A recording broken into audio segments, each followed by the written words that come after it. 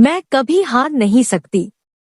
यह कहानी मधुबन गांव में रहने वाली उस सुमन की है जिसकी उम्र मात्र 12 साल थी। वह कभी स्कूल नहीं गई, फिर भी वह कुछ ऐसा करने का सपना देखती थी जिससे वह पूरी दुनिया में मशहूर हो जाए। सुमन के गांव वाले हमेशा उसे पगली कहते थे क्योंकि वह कभी स्कूल नहीं गई, फिर भी वह जिंदगी में कुछ बड़ा करने का सपना देखती थी। गांव वाले सुमन के पिताजी पर इस बात को लेकर दबाव बनाते थे कि सुमन पढ़ी लिखी नहीं है, इसलिए जल्द से जल्द इसकी शादी कर दो वरना आगे चलकर बहुत मुश्किल होगी। सुमन के पिताजी गांव वालों की बात से पूरी तरह सहमत थे, पर सुमन सहमत नहीं थी। उसे तो शादी नहीं बल्कि पूरी दुनिया में नाम कमाना था। कुछ ऐसा करना था जिससे उस पर लोगों को बेटी होने पर गर्व होता। सुमन के लिए यह सब कुछ करना आसान नहीं था। गांव वाले इस बात से बेखबर थे कि वाकई सुमन करना क्या चाहती थी। वह किसी को इस बारे में नहीं बताई थी कि वह एक अच्छी चित्रकार है। उसे बचपन से चित्र बनाना अच्छा लगता था। शायद यही वह वजह थी कि उसका मन पढ़ने में नहीं लगता था और इस वजह से वह कभी स्कूल ही नहीं गई। उसके पिताजी को उसका चित्र बनाना अच्छा नहीं लगता था।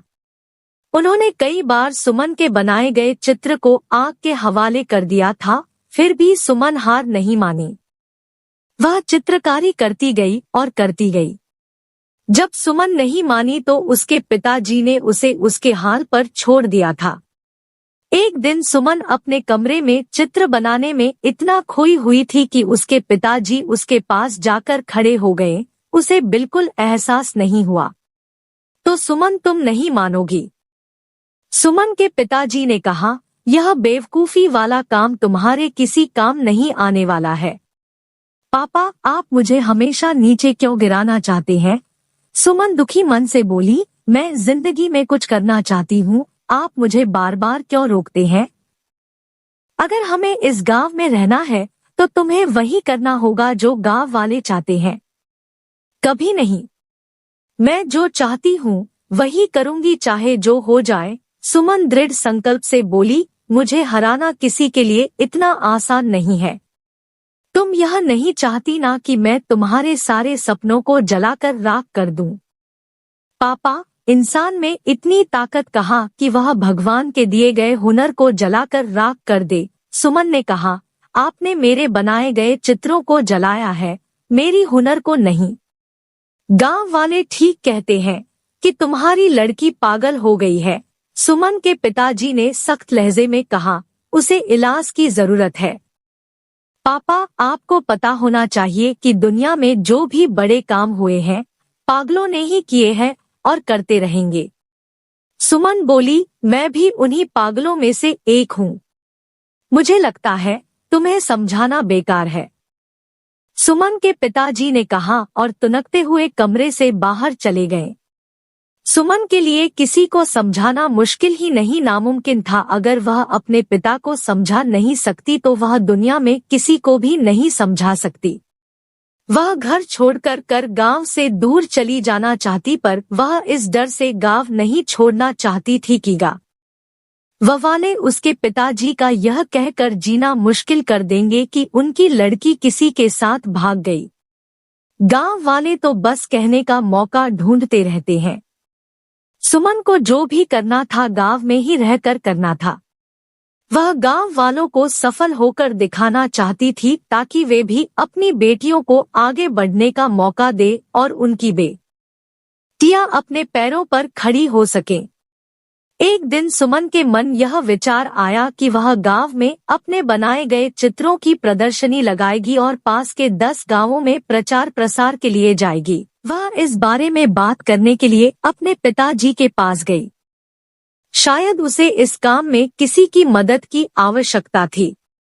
पापा, मैं आपसे कुछ कहना चाहती हूँ, सुमन ने अपने पिताजी से कहा। शायद आपको अच्छा लगेगा कि नहीं। बोलो, क्या कहना चाहती हो? मैं गांव में अपने बनाए गए चित्रों की प्रदर्शनी लगाने जा रही हूँ, सुमन ने कहा। इस प्रदर्शनी में लोगों को मेरे हुनर के बारे में पता लगेगा तो वो हमें कुछ नहीं कहेंगे बल्कि मुझ पर गर्व महसूस करेंगे। गर्व और तुम पर, सुमन के पिताजी ने गंभीरता से कहा, यह कभी नहीं हो सकता। शर्त लगा लो। किस बात की शर्त? यही कि अगर गांव वालों को तुम पर गर्व नहीं हुआ तो क्या पिताजी, तुम चित्रकारी छोड़ शादी करके यहाँ से चली जाओगी? सुमन के पिताजी ने कहा, मंजूर है तुम्हें यह शर्त? मंजूर है, पर सुमन बोली, आपको मेरी प्रदर्शनी का प्रचार प्रसार पास के 10 गांवों में करना है। हाँ, मैं तैयार हूँ। तो मैं भी तैयार हूँ, सुमन ने कहा। देखना है किसकी जीत होती है और किसकी हार। सुमन और उसके पिताजी प्रदर्शनी की तैयारी में जी जान से जुट गए। सुमन के पिताजी अपने खास दोस्तों के साथ पास के 10 गांवों में प्रदर्शनी के प्रचार प्रसार के लिए गए और उन्होंने घर घर जाकर प्रचार प्रसार किया। सुमन खुश थी कि उसकी प्रदर्शनी देखने के लिए 10 गांवों से लोग आने वाले थे। तैयारी भी अच्छी खासी हुई थी और यही नहीं, 3 दिन चलने वाले इस प्रदर्शनी को देखने आने वालों में काफी खुशी दिख रही थी। प्रदर्शनी के उद्घाटन के लिए शहर से जिला अधिकारी को बुलाया गया था। जिला अधिकारी ने गांव वालों के सामने सुमन को यह कहकर शाबाशी दी कि भगवान करे ऐसी लड़की हर माँ बाप को दे, जिससे गांव ही नहीं बल्कि पूरा देश रोशन होता है। प्रदर्शनी शुरू हो गई। 10 गांवों से प्रदर्शनी देखने आने लोगों का मेला लग गया। जो भी प्रदर्शनी में लगे सुमन के हाथों से बनाए गए चित्रों को देखता था, दांतों तले अंगुली दबा लेता था। सुमन ने गांव के जीवन को बेहतरीन तरीके से कैनवस पर उतार दिया था। सुमन के हर चित्र में पिता का दुलार और माँ का प्यार झलकता था, जो सबको मंत्रमुग्ध कर लेती थी।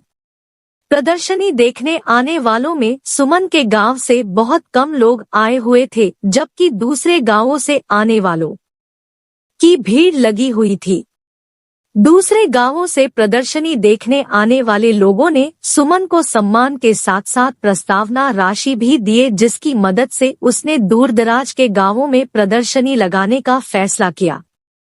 पापा, बताइए कौन जीता? और सुमन ने प्रदर्शनी खत्म होने के बाद अपने पिता से कहा, कौन हारा? तुम जीत गई बेटी, सुमन के पिताजी ने कहा। मुझे नहीं पता था कि तुम्हें अपने काम से इतना सम्मान और पैसा मिलेगा। तुमने तो हमारा सर गर्व से ऊंचा कर दिया। भगवान ऐसी बेटी हर घर में दे। पापा, आपने देखा, सुमन गंभीरता से बोली, अपने गांव से बहुत कम लोग आए थे। जानते हैं क्यों? क्यों बेटी? क्योंकि वे हमारी तरक्की नहीं देखना चाहते हैं। बेटी, मैं भी तुम्हारा दोषी हूँ, सुमन के पिताजी ने अपराधबोध की भावना से कहा। मैंने तुम्हें बहुत परेशान किया।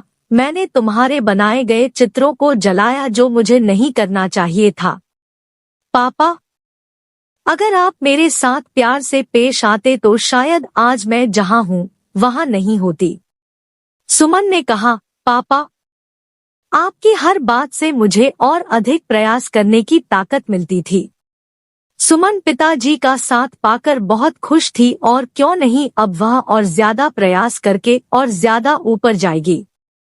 वह अपने कला को और ज्यादा निखारने का प्रयास करती रही और साथ ही दूर दराज के गांवों में प्रदर्शनी दिन भगवान ने सुमन के साथ जो किया वह किसी के साथ न करे। एक हादसे ने सुमन का सब कुछ बर्बाद कर दिया। उसके दोनों हाथ चले गए। उसके सारे सपने टूटकर बिखर गए। वह निराश जिंदगी से हारी हुई चुपचाप घर के आंगन में बैठी रहती थी। उसके पिताजी का रो रो कर बुरा हाल था। उनसे अपनी बेटी का दुख नहीं देखा जा रहा था। शायद इसलिए वे उसके सामने बहुत कम आते थे। सुमन खुद को समझाने की पूरी कोशिश करती थी कि उसकी कहानी इतनी आसानी खत्म नहीं होने वाली। अब उसकी लड़ाई ना पापा से है और नहीं गांव वालों से, अब उसकी जंग किस्मत से है। अब चाहे जो हो जाए वह किस्मत को हराकर मानेगी, दुनिया में नाम कमाकर मानेगी।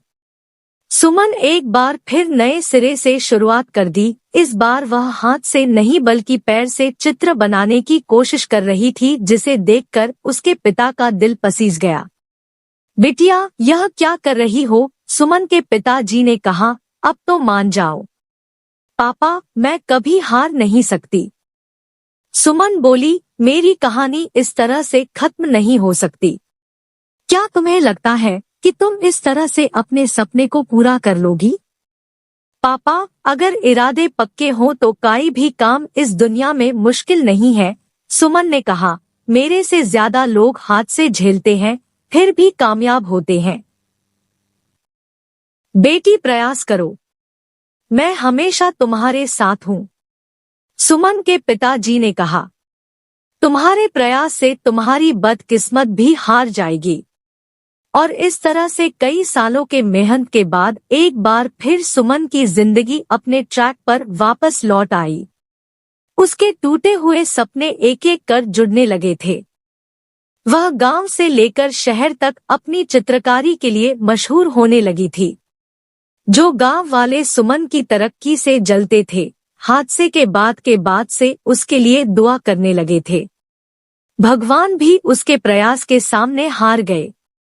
वो सुमन को वह देने के लिए मजबूर हो गए जिसकी वह हकदार थी, पूरी दुनिया में नाम कमाने का मौका। एक दिन था, सुमन ने खुद से कहा, लोग मेरे खिलाफ थे, यहाँ तक कि मेरे पिताजी भी नहीं चाहते कि मैं अपना नाम बनाऊं। मेरी पहली प्रदर्शनी ने मेरे पिताजी की आंखें खोल दी कि उनकी बिटिया भी कुछ कर सकती है। बहरहाल, एक हादसे ने मेरा सब कुछ बर्बाद कर दिया। मेरे दोनों हाथ चले गए, मैं टूट चुकी थी। मुझे नहीं लगा था कि अब मैं कुछ कर पाऊंगी, पर मुझमें कहीं न कहीं वह चिंगारी थी जो मुझे एक बार फिर आग बनने का मौका दिया। माँ ने नए सिरे से प्रयास शुरू की और देखते देखते सब कुछ मेरे लिए एक बार फिर आसान हो गया और मैं पूरी दुनिया में नाम बनाने के लिए आगे बढ़ी। हादसों में आदमी मरता है, पर उसके जज्बात जिंदा रहते हैं। एक प्रयास से सब कुछ बर्बाद होने से बच जाता है। आदमी तब तक खत्म नहीं होता जब तक उसके हौसलों में जान होती है। यही वे हौसले हैं जिससे सपनों को पहचान मिलती है।